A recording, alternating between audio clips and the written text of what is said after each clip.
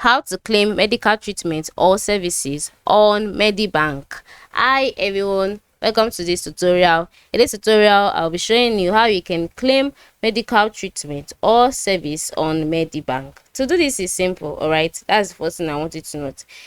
Just ensure that you meet the requirements. Now, what are the requirements? The requirements is that you have to have the Medicare statement of benefit that shows the provider's name and address, the item number, and description for your treatment or service, and it must be dated within the last 2 years.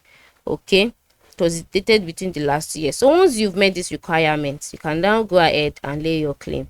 How do you make a medical claim online? The first thing to do is to log in into your Medibank.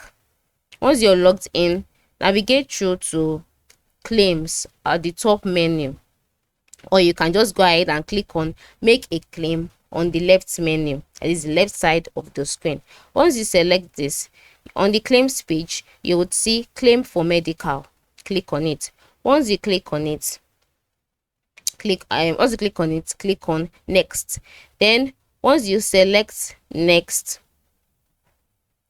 on the add claim details, click on start. All right, click on start. Then on this switch, once you click on start, select the name of the person you received the medical treatment or service and the date it was received.